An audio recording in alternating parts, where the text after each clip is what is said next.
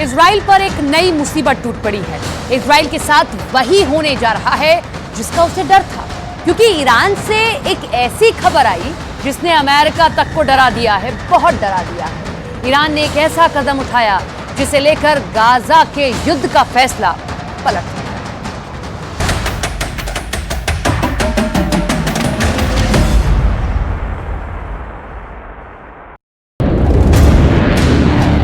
Iran का बम फटेगा तो Israel ऐसे काउंटर करेगा।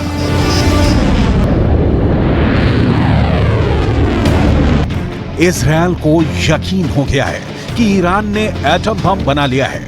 अब उसके पास खुद को बचाने के लिए यही मिसाइल डिफेंस सिस्टम है। ये है इजराइल का एरो मिसाइल डिफेंस सिस्टम। ये हमेशा तभी एक्टिव होता है जब इजराइल पर लॉन्ग रेंज मिसाइल से हमला होता है। एरो सिस्टम ने इजराइल को यमन से फायर की गई बैलिस्टिक मिसाइल से बचाया, लेकिन क्या यह सिस्टम अब ईरान के एटम बम से बचा पाएगा?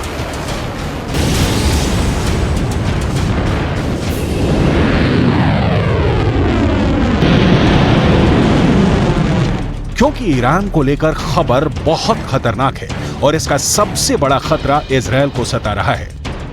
पूरे इजराइल में परमाणु बम का सायरन बजने लगा है, चाहे वो राजधानी तेल अवीव हो या फिर हाइफा या फिर कोई और इजरायली शहर। इस वक्त हमास के रॉकेट से ज्यादा खौफ ईरान की मिसाइल का है,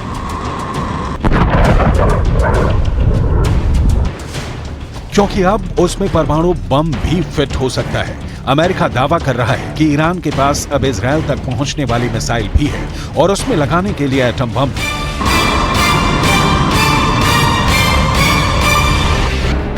ईरान के परमाणु ठिकानों को लेकर IAEA यानी अंतर्राष्ट्रीय परमाणु ऊर्जा एजेंसी की एक बहुत ही सीक्रेट रिपोर्ट ने इजराइल और अमेरिका को बहुत ज्यादा डरा दिया है। IAEA की सीक्रेट रिपोर्ट में दावा किया गया है कि ईरान ने 60% तक संवर्धित यूरेनियम इकट्ठा कर लिया है। अब कहा जा रहा है कि बहुत जल्दी ईरान इससे 3 एटम बम बना सकता है। ईरान का यूरेनियम का स्टॉक 6 किलो 700 ग्राम से बढ़कर 128 किलो तक पहुंच गया है। एक परमाणु बम बनाने के लिए यूरेनियम का 90% तक संवर्धन करना जरूरी है और दावा किया जा रहा है कि ईरान ने 60% तक संवर्धन कर लिया है। हालांकि 90% तक संवर्धन करने और बम बनाने में उसे कई महीने लग सकते हैं, यानी ईरान अब परमाणु बम बनाने के बहुत करीब है। ऐसे दावे इजराइल और अमेरिका लगातार करते रहे हैं। इजराइल ने हमेशा कहा है कि वो ईरान को परमाणु बम नहीं बनाने देगा। अमेरिका भी ईरान के परमाणु कार्यक्रम को लेकर इजराइल की हां में हां मिलाता आया है। इस वक्त पूरा पश्चिम एशिया बहुत बड़े युद्ध के बीच सुलग रहा है। ईरान से लेकर इजराइल और तुर्की से लेकर सऊदी अरब, गाजा पट्टी में हो रही बमबारी ने पूरे अरब वर्ल्ड को बारूद के ढेर पर बैठा दिया है।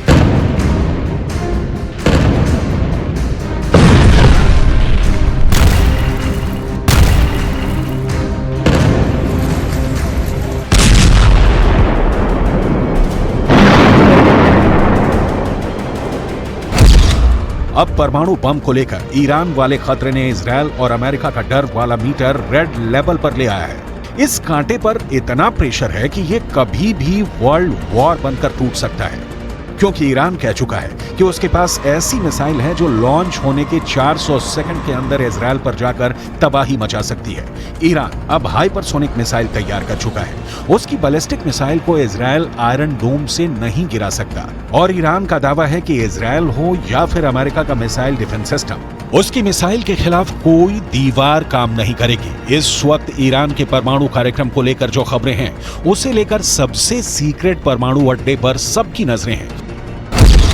अभी ईरान ने 6 स्पॉट पर न्यूक्लियर रिएक्टर लगाए हुए हैं, लेकिन इनमें से 2 अहम साइट है। पहली जगह है नतांज और दूसरी जगह है फोर्डो। यहाँ है अंडरग्राउंड न्यूक्लियर साइट, जहां ईरान सबसे ज्यादा गुणवत्ता के यूरेनियम संवर्धन करता है। ज्यादा बेहतर क्वालिटी यानी बम बनाने के लिए बेहतर यूरेनियम ईरान के परमाणु प्रोजेक्ट की प्रोग्रेस रिपोर्ट के तौर पर सैटेलाइट तस्वीरें भी जारी हो चुकी हैं। ये नतांज न्यूक्लियर साइट की 2002 की तस्वीर है। 2002 से 2020 तक इस साइट का ईरान ने बहुत विस्तार किया है। वहीं फोर्डो वाले न्यूक्लियर साइट की पहली सैटेलाइट तस्वीर 2009 में सामने आई थी। यहां भी 2002 से 2020 तक ईरान ने काफी काम आगे बढ़ाया है। दावा किया जाता है कि ईरान सबसे अधिक यहीं यूरेनियम संवर्धित कर रहा है।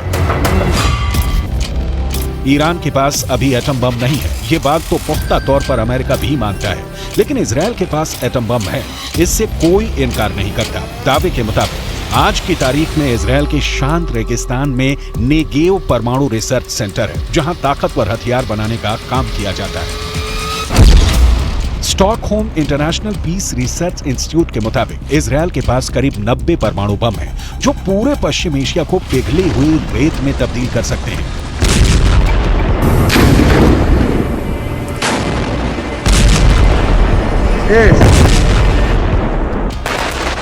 गाजा में बमबारी के दौरान इजरायल के मंत्री ने परमाणु बम इस्तेमाल करने की भी सलाह दी, जिसे बाद में नेतन्याहू ने खारिज कर दिया।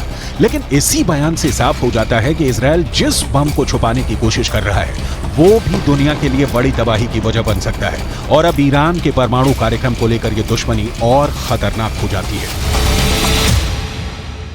İsrail, sende atom bombası, nükleer bomba var ve bununla tehdit ediyorsun. Bunları biz biliyoruz. Ve artık ecelin geliyor. İstediğin kadar nükleer bombaya sahip ol. Israel और ईरान एक दूसरे के सबसे बड़े दुश्मन हैं। दोनों ही एक दूसरे को मिटाने की धमकियां देते हैं। Any threat to use nuclear weapons is inadmissible. This further illustrates the urgency and imperative to achieve the objective of a Middle East zone free of nuclear weapons and other weapons of mass destruction. Israel को लेकर Iran बहुत आक्रामक रहा है और उसे नक्शे से मिटाने की बात भी करता रहा है। यही हाल इजरायल का है, जिसके नेताओं ने भी परमाणु धमकियां देनी शुरू कर दी हैं। गाजा में युद्ध के बीच अब वर्ल्ड वॉर का खतरा लगातार बना हुआ है, जिसमें इजरायल और ईरान दो बड़े कैंप बनकर उभर सकते हैं। वैसे रूस और यूक्रेन के युद्ध की वजह से ईरान की ताकत का डंका पूरी दुनिया में पहले ही बज चुका है। ईरान के ड्रोन पूरी दुनिया में मशहूर हो चुके हैं और अब उसकी मिसाइल टेक्नोलॉजी को भी ईरान और इजरायल अपने लिए बहुत बड़ा खतरा मानते हैं।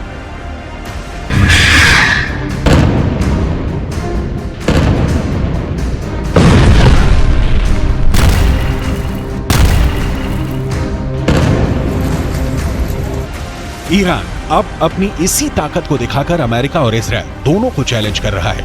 हालांकि इजरायल से पहले उसने अमेरिका के फौजी अड्डों को अपने टारगेट पर ले लिया है। ईरान के आसपास अमेरिकी सेना के कई मिलिट्री बेस हैं और इनमें कुल 40,000 से ज्यादा अमेरिकी सैनिक तैनात हैं। इसमें कुवैत में 10 सैन्य अड्डे हैं और यहाँ अमेरिका के 13,000 से ज्यादा सैनिक हैं। बहरीन में अमेरिका ने 12 अड्डे बनाए हैं और यहाँ उसके 3,700 से ज्यादा फौजी तैनात हैं। सऊदी अरब में अमेरिका के 10 मिलिट्री बेस हैं, यहाँ 3,000 अमेरिकी सैनिक तैनात हैं। ओमान में अमेरिका के 6 अड्डे हैं, यहाँ उसके 600 सैनिक तैनात हैं। संयुक्त अरब अमीरात में अमेरिका के 3 अड्डे हैं और यहाँ उसके 5,000 सैनिक तैनात हैं। कतर में अमेरिका का सबसे बड़ा मिलिट्री बेस है और यहाँ 13,000 अमेरिकी सैनिक रखे गए हैं। ये वो देश हैं जहाँ से ईरान बहुत ज्यादा करीब है। यही वजह है कि ईरान अब अमेरिका को इस इलाके में बर्दाश्त नहीं करना चाहता, क्योंकि उसे लगता है कि अमेरिका इन्हीं अड्डों से उस पर नजर रखता है और यहीं से वो कभी भी ईरान के न्यूक्लियर अड्डों पर हमला कर सकता है। ऐसा इसलिए क्योंकि खाड़ी देशों में अमेरिका के जितने भी अड्डे हैं, वहां उसके बहुत ही खतरनाक हथियार तैनात रहते हैं। यहाँ अमेरिका का F-16 भी है, F-15 भी है, F-18 भी तैनात है और मौके मौके पर F-22 और F-35 जैसे स्टेल्थ फाइटर भी अमेरिका यहाँ तैनात करता रहता है। इसमें ईरान के लिए सबसे बड़ा खतरा है कतर का अल उदैद एयरबेस, जो पूरे पश्चिम एशिया में अमेरिका का सबसे बड़ा मिलिट्री बेस है। यहाँ अमेरिका के अलावा ब्रिटेन की रॉयल एयरफोर्स भी तैनात है। दोनों देशों के यहाँ करीब 150 फाइटर जेट और बाकी विमान और ड्रोन तैनात रहते हैं। यहीं से अमेरिका पूरे पश्चिम एशिया पर नजर रखता है। यही वजह है कि ईरान ने अब अमेरिका को वार्निंग देनी शुरू कर दी है और इस बार अमेरिका ईरान की धमकियों को हल्के में नहीं ले सकता। ईरान की फोर्स इस वक्त बहुत ज्यादा एक्टिव है। फारस की खाड़ी से लेकर अरब सागर तक जितना भी इलाका है, यहाँ ईरान का खास दबदबा रहता है। अमेरिका की नौसेना यहाँ तैनात रहती है, लेकिन ईरान पर नजरें रखना और किसी भी वक्त युद्ध के लिए तैयार रहना उसके लिए जरूरी हो गया है।